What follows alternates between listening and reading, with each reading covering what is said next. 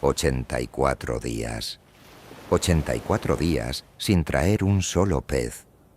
El mar no olvida a los que lo frecuentan y tampoco los perdona. Santiago lo sabía en los huesos, en las manos cuarteadas de sal y de línea, en esa espalda que ya no se enderezaba del todo cuando subía el bote por la mañana. Lo sabía, y aún así, cada alba, empujaba la embarcación al agua. El muchacho ya no estaba con él. Sus padres lo habían mandado a otro barco, uno con suerte, decían. Y tenían razón en decirlo, pero la razón y el mar son cosas distintas. Santiago vivía solo en su choza de la costa. Las redes, remendadas tantas veces, que ya parecían otra cosa distinta a redes. Una imagen del Sagrado Corazón en la pared. Una foto de su mujer, que había quitado porque le daba demasiada soledad y que ahora echaba de menos en la pared vacía. El muchacho venía por las noches a traerle comida. A veces, cuando podía, le hablaba de béisbol, de DiMaggio. El viejo escuchaba y sonreía. «Mañana voy lejos», dijo Santiago aquella noche. «A las corrientes profundas». El muchacho asintió. No dijo que era una locura. No dijo nada de los 84 días. Solo le preparó los aparejos y le deseó buena suerte con los ojos, porque hay palabras que pesan demasiado para pronunciarlas en voz alta. Antes del amanecer, Santiago empujó el esquife hacia la oscuridad. Remó despacio, sin prisa. El mar estaba quieto, casi negro, con una fosforescencia débil que chispeaba bajo los remos. Las estrellas todavía ardían. Él las conocía todas, cada una con su nombre o con el nombre que él mismo les había dado a lo largo de los años. Le hacían compañía. El mar, en silencio, también era una forma de compañía. Bajó los sedales a distintas profundidades, calculando con precisión de cirujano viejo. 100 brazas, 125, 150. Las carnadas en los anzuelos como ofrendas. Después esperó. El sol fue subiendo. El calor se instaló sobre la madera del bote y sobre sus hombros. Él dejó que llegara. Entonces, a mediodía, el sedal de 100 brazas se tensó. No de golpe, así no tiran los grandes. Fue una presión lenta, firme, como si alguien al otro extremo hubiera tomado el hilo entre dos dedos y tirara con paciencia. Santiago sujetó la línea, cerró los dedos sobre ella, esperó. El pez tiró, y el viejo supo, en ese instante, que lo que estaba al otro extremo era algo que no había sentido antes, una fuerza tranquila y enorme, como el mar mismo, decidida. «Bien», dijo en voz alta. «Bien». El pez no saltó. No corrió en pánico hacia las profundidades.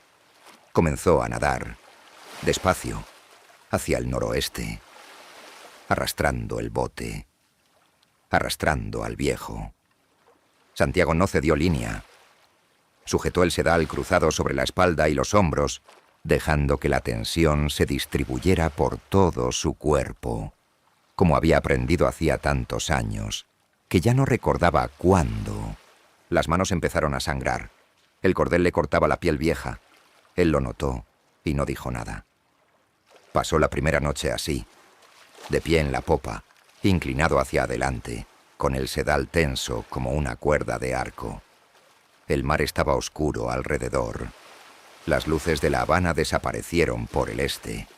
No quedó nada más que el agua y la línea y el peso invisible que tiraba al otro extremo. Habló con el pez. Lo sabe quien ha estado solo mucho tiempo. Llega un momento en que las cosas que te rodean se vuelven interlocutores. «Pez», dijo, «te quiero y te respeto mucho, pero te voy a matar antes de que llegue el día». No era crueldad. Era un pacto. De esos que solo se hacen en la oscuridad, sin testigos, con toda la honestidad que da el cansancio. El segundo día amaneció con el pez todavía nadando, todavía tirando, sin dar señales de agotamiento. Santiago comió un poco del atún que había pescado antes. Bebió agua. Habló consigo mismo para mantenerse despierto, para no dejar que el dolor lo venciera. La mano izquierda se le agarrotó, los dedos convertidos en una garra inútil. Él la miró con cierta distancia, como si fuera la mano de otro. «Suéltate», le ordenó. «No es momento para esto». Pero la mano no obedeció. Tuvo que trabajar solo con la derecha durante horas, hasta que el calambre fue cediendo poco a poco, con la misma obstinada lentitud con que el pez seguía nadando. Pensó en el muchacho. Le dolía esa ausencia más que las manos. Con el muchacho a bordo, habría sido diferente. No más fácil, quizás, pero diferente. Habría alguien a quien hablarle de verdad, alguien que escuchara. Pensó en DiMaggio, que jugaba con un espolón en el hueso y no se quejaba. Pensó en los leones que había visto de joven en las playas de África, jugando al atardecer como gatos. Siempre volvía a esos leones cuando necesitaba fuerza. No sabía por qué. Simplemente volvía. Esa noche también la pasó de pie. Al amanecer del tercer día, el pez saltó. Salió del agua a unos 30 metros del bote, y Santiago lo vio por primera vez entero. Era más largo que la embarcación. Un marlín, oscuro, violeta casi, con el vientre plateado y el lomo que captó la primera luz del sol como una espada. Saltó en el aire un instante, eterno, suspendido entre el mar y el cielo, y volvió a caer con un golpe que levantó espuma blanca. Santiago, en ese momento, no sintió miedo. Sintió algo más extraño, la admiración, y junto a la admiración, algo parecido a la tristeza. «Nunca he visto nada tan grande, ni tan hermoso, ni tan tranquilo», dijo. «Ven, mátame si quieres. No me importa quién mate a quién». Pero sabía que no iba a ser así. Sabía que iba a ser él. Comenzó a cobrar línea, despacio, con toda la fuerza que le quedaba. Cada metro era una victoria pequeña, arrancada al mar y al cansancio. El pez resistía. Daba vueltas largas, amplias, y Santiago lo seguía girando con él, tirando siempre, ganando siempre unos centímetros, perdiendo otros. Sus brazos ya no eran suyos, eran mecanismos, palancas que funcionaban por inercia, por pura voluntad. Cuando el pez pasó cerca del bote, Santiago tomó el arpón, lo clavó justo detrás de la aleta pectoral, en el lugar exacto donde el corazón late. El marlín saltó una vez más, vertical, con toda la vida que le quedaba concentrada en ese último gesto, y cayó de lado sobre el agua. El mar se tiñó de rojo. Santiago no gritó, no levantó los brazos, se quedó quieto, mirando al animal que flotaba junto al bote, tan grande que apenas cabía la idea de él. «Lo siento», murmuró.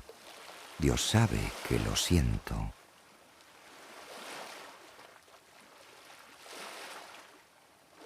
Ató el marlín al costado del esquife y puso proa hacia La Habana.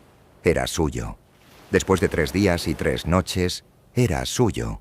Flotaba junto al casco como una promesa cumplida, oscuro y enorme, con el vientre plateado brillando bajo el sol de la tarde. Santiago no sonrió, solo puso los remos y remó. Pero algo dentro de él, algo muy viejo y muy callado, descansó por primera vez en mucho tiempo. Entonces notó el olor. No lo vio aún, pero lo olió. Ese olor metálico, denso, que la sangre del marlín dejaba abierto en el agua como un camino. Santiago conocía ese olor, sabía lo que significaba. Cerró los dedos sobre el arpón y no dijo nada. La aleta apareció a 200 metros. Venía despacio, sin prisa, con esa serenidad horrible que tienen las cosas inevitables. Un maco grande, de los que no dudan, de los que no se distraen. Santiago lo siguió con los ojos mientras se acercaba, calculando el ángulo, la velocidad, el momento. No había miedo en él. Había concentración. Y debajo de la concentración, una fatiga tan profunda que ya se parecía a la paz. El tiburón golpeó al marlín desde abajo. Los dientes entraron en la carne con un sonido seco, brutal. Santiago le hundió el arpón en el cerebro. El maco se retorció, sacudió el bote y se hundió lentamente, llevándose el arpón. Llevándose también, Santiago lo supo sin mirar, 40 libras de carne. El mar volvió a quedarse quieto. Él ató el cuchillo a un remo con el cabo del sedal. Improvisó. Esperó. No había nada más que hacer salvo eso. Esperar y estar listo. El sol seguía bajando. Las nubes en el oeste se pusieron rojas. Después, violetas. La noche llegó sin avisar, como llega siempre en el mar. Y con la noche llegaron más. 2 a la vez, esta vez. Los sintió antes de verlos, porque el bote se movió de una manera distinta, con esa vibración baja que precede al golpe. Santiago giró y los encontró ya sobre el pez, desgarrando, arrancando. Golpeó con el cuchillo improvisado hasta que el filo se rompió en el hueso de uno de ellos. Siguió golpeando con el mango.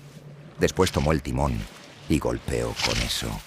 Sus brazos ya no eran suyos. Eran mecanismos que funcionaban solos, movidos por algo más antiguo que la voluntad. Ese instinto último que tienen los seres vivos de no ceder, aunque ya no quede nada por lo que no ceder. Los tiburones se fueron, volvieron, se fueron otra vez. Cada vez que volvían, se llevaban más. Santiago lo sabía. No miraba hacia abajo, hacia el costado del bote, porque sabía lo que vería. En cambio miraba al frente, hacia el este, hacia donde en algún lugar más allá de la oscuridad estarían las luces de La Habana. Remaba.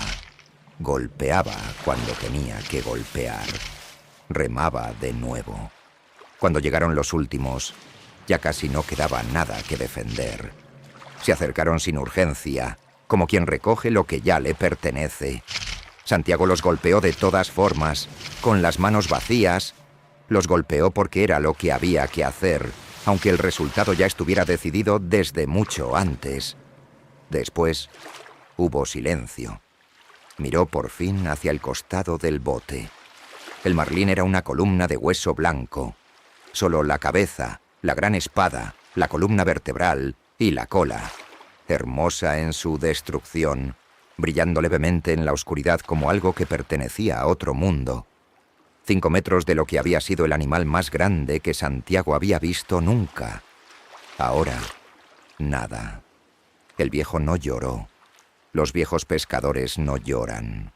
Pero miró hacia las luces lejanas, que ya empezaban a verse, y dijo en voz baja: a nadie, o quizás al pez, o quizás a sí mismo. Te los llevé demasiado lejos. Entró al puerto antes del alba. Ató el bote. Miró el esqueleto del marlín, que medía más de 5 metros. Lo miró un rato largo. Subió por la orilla con el mástil al hombro. Cayó 2 veces. Se levantó las 2 veces. Llegó a la choza. Se tumbó en el catre boca abajo, con los brazos extendidos, las palmas hacia arriba, como alguien que ha sido clavado en algo y después desclavado. Durmió. Por la mañana, el muchacho vino a buscarlo. Lo encontró dormido. Vio las manos destrozadas y lloró en silencio para no despertarlo. Fue a buscar café. Volvió y esperó. Cuando Santiago abrió los ojos, el muchacho estaba allí. «Me tienen», dijo el viejo. «Me tienen, de verdad». «Sí», dijo Manolo. «¿Qué quieres comer?» «Nada todavía». «¿Cuánto tiempo llevo fuera?» 3 días. Lo sé todo. Mi padre me lo dijo. Santiago cerró los ojos otra vez. El muchacho se quedó sentado junto a él, sin moverse. Abajo en el puerto, un grupo de turistas miraba el esqueleto atado al bote. Una mujer le preguntó al camarero del bar qué era aquello. El camarero buscó las palabras en otro idioma. «Tiburón», dijo al final. Lo atacaron los tiburones. La mujer miró el esqueleto y dijo que era bonito, y siguió mirando el mar. Esa tarde, Santiago volvió a soñar con los leones. Estaban en la playa africana, con la luz última del sol sobre ellos, y jugaban en la arena como si el tiempo no existiera. Santiago dormía y sonreía, y en el sueño no había derrota, ni tiburones, ni 84 días de silencio. Solo la playa, solo los leones, solo esa luz que no termina nunca.